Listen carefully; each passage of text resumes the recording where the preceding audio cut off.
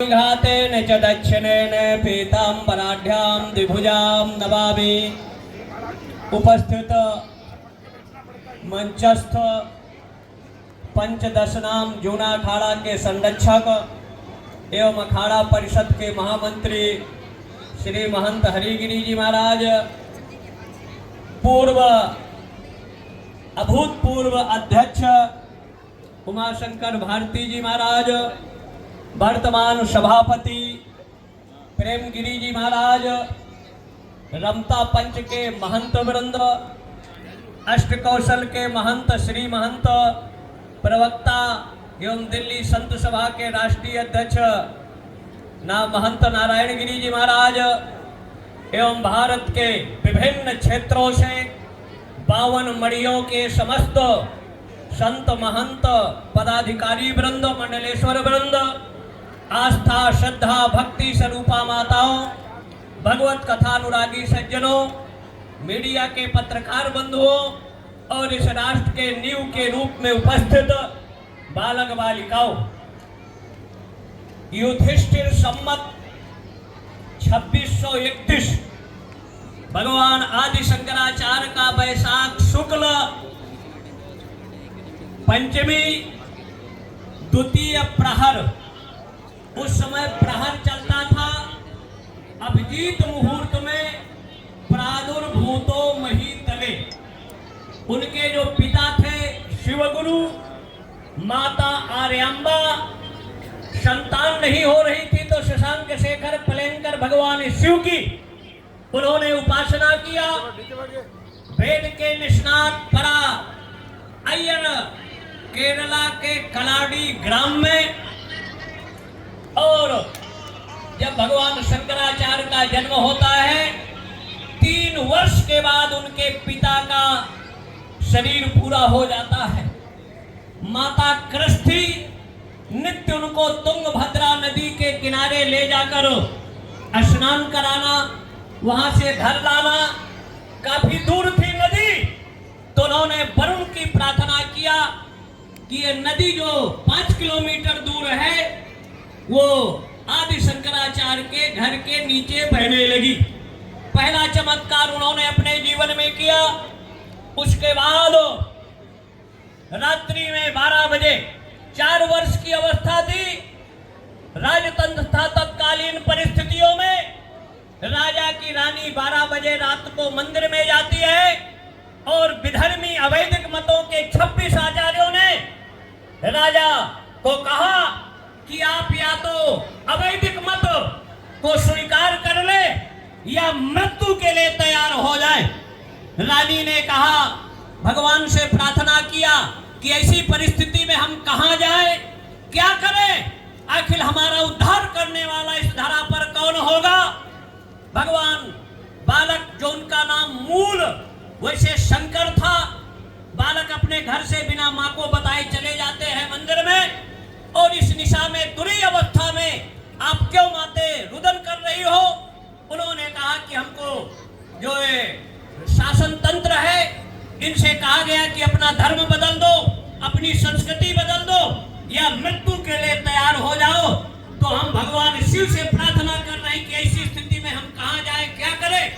आचार्य शंकर ने कहा, माते उन वैदिक अवैधिक मतों के 26 बौद्धाचार्यों से कह दो कि अगर मेरे बालक को शास्त्र परिचर्चा में पराजित कर दोगे तो हम सनातन धर्म और संस्कृति का परित्याग कर अवैधिक मत को स्वीकार कर लेंगे।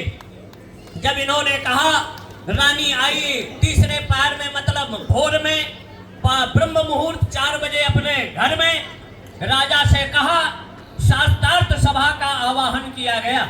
फिर रानी और राजा सोचते हैं कि ये तो बड़े बड़े 60-60, 100-100 साल के बड़े बड़े विद्वान, उद्भट, बड़े मोटे ताजे, आखिर ये बालक क्या करेगा।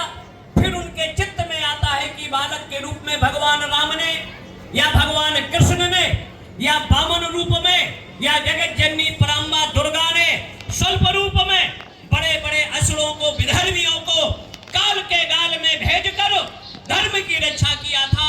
शास्त्रार्थ सभा प्रारंभ होती है और शास्त्रार्थ चलता है। आचार्य शंकर ने उस समय कर्चक थे, कपालिक थे, और अनेक तरह के मत मतांतर जो पंच मकार को आधार लेते थे। मध्यम मांसंच मीनंच मुद्रा मैथुन में वचा मकारम पंचकम प्राहु योगिना मुक्तिदायकम। यहाँ से साक्षात ब्रह्म होता है कि मद्य पीना, मांस खाना, मैथुन करना और मुद्रा ये योगियों के लिए मुक्तिदायक है। आचार्य शंकर ने इसका खंडन किया। मद्य क्या है? आपके शरीर की इड़ा पिंगला सुषुम्ना जो नाड़ी है, जब खेचरी मुद्रा के द्वारा इसको करते हैं तो आपके जो अंतस्थ है उससे गिरने वाला मद्य है, जो इसको पान करता है वो मुक्तिदायक होता है, ना कि बाह्य जगत के मांस और शराब का भक्षण करने वाला।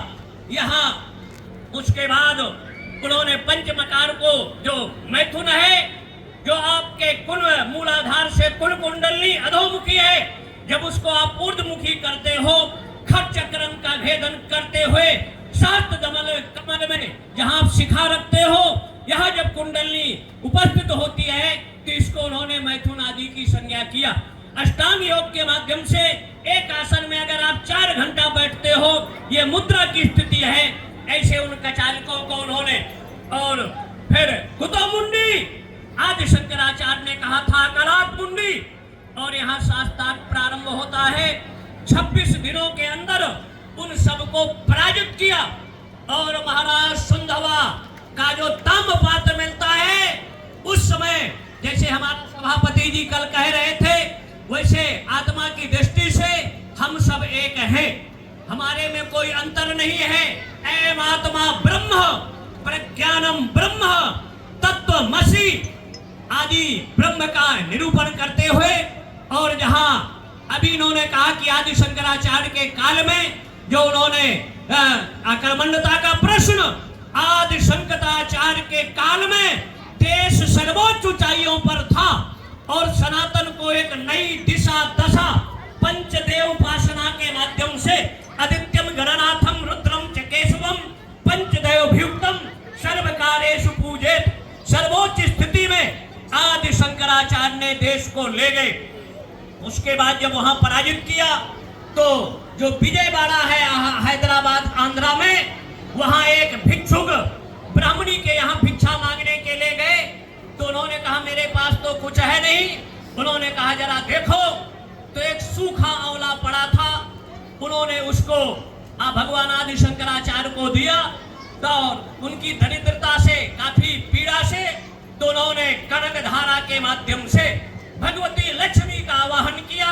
लक्ष्मी और नारायण वहां प्रकट हुए कि इनके तो 7 जन्मों में भाग्य में धन नहीं है। उन्होंने कहा जो सत पात्र को अगर कोई पदार्थ दे दो, तो जैसे आप यहाँ 1 लाख लोगों को खिलाओ और काशी में 1 को खिला दो, बराबर है। तो वैसे सदपात्र को आपका दिया गया दान, और अगर कुपात्र में दिया गया दान तो निष्फल होता है। सतपात्र अगर ज्ञानी है, साधक है, उपासक है, उसको 1 दे दो तो 1 लाख गुना फल व्यक्ति को जीवन में प्राप्त होता है। ऐसे आदि शंकराचार्य ने जब स्तुति किया तो उस भिक्षुणी गरीब ब्राह्मणी का घर आंवलों से भर गया। आज भी विजयवाड़ा जो है वहां धन का अगर 20 फुट 15 फुट खुदाई करो और तो काफी स्वर्ण वहां उत्पन्न हो जाता है। तो उस समय उन्होंने ये किया। उसके बाद 8 वर्ष के हुए तो 8 वर्ष में उन्होंने खड़ंगो धेयो वेदो गेयाश्च 14 विद्याओं का, संपूर्ण विद्याओं का अध्ययन करने के बाद, और उसके बाद फिर माँ से कहा कि हमको सन्यास की आज्ञा दे दो। माँ ने कहा तुम्हारा बेटा पिता नहीं और मेरी कोई दूसरी संतान नहीं, तुम अकेले हो। और ऐसी स्थिति में तो माँ को स्नान कराने जब तुंगभद्रा पर ले गए तो मगरमच्छ ने उनका पैर पकड़ लिया, जो काल के रूप में था। आदि शंकराचार्य को निगलना चाहा। बेटे ने कहा माँ हमको आज भी सन्यास की आज्ञा दे दो, क्योंकि सन्यास है क्या?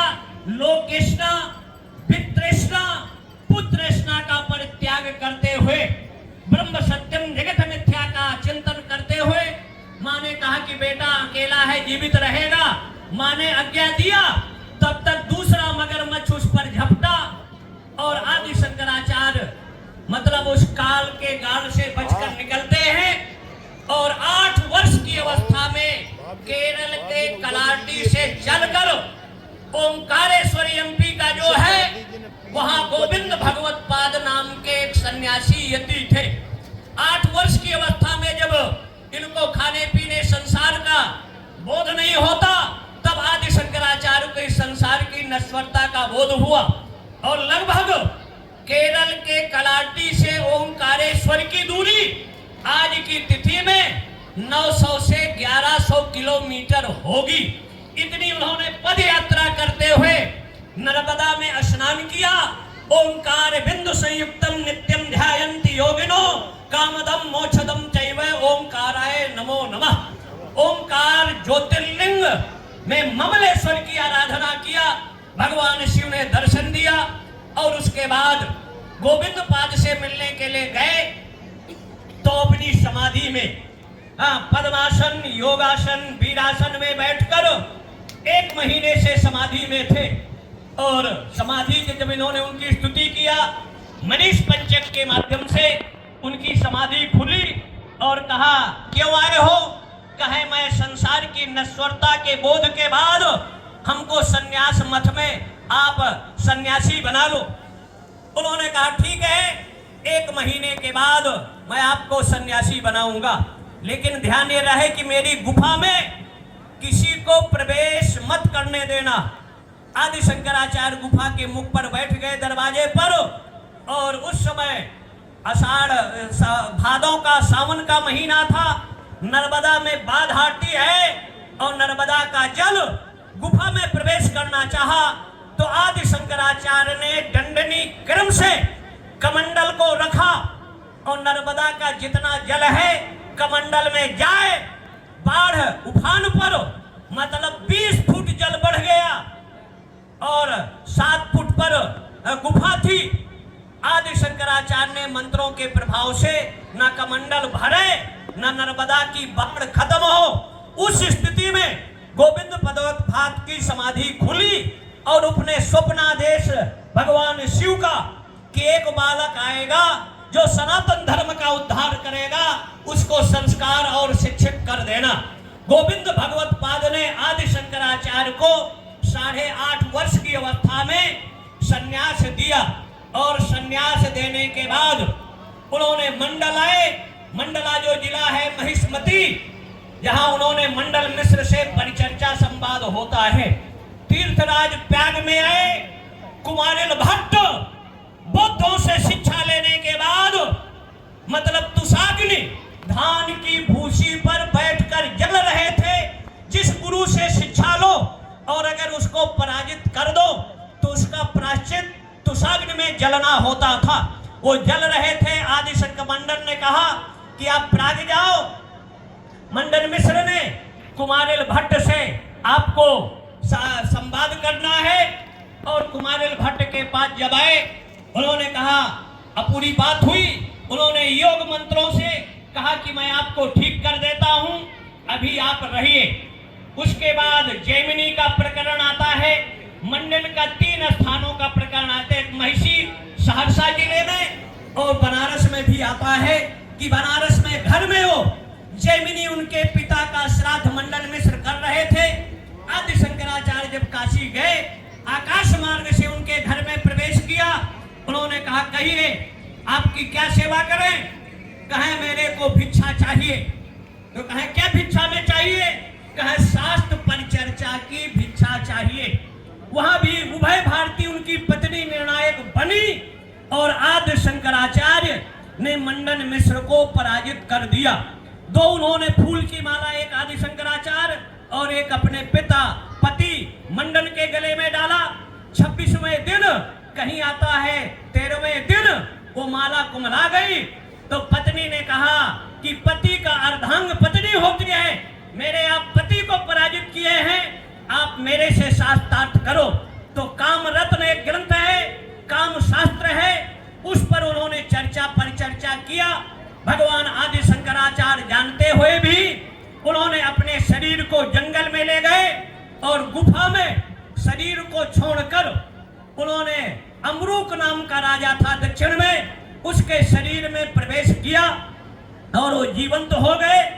1 महीना तक वहां का व्यवस्थाओं को देखा, अवलोकन किया, और इधर मंत्री और रानी ने कहा ये मेरे पति नहीं है, इनकी आत्मा कोई योगी की है, लिहाजा खोज कराओ और जहां भी किसी योगी के शरीर को पाओ उसको पकड़कर अग्नि संस्कार कर दो।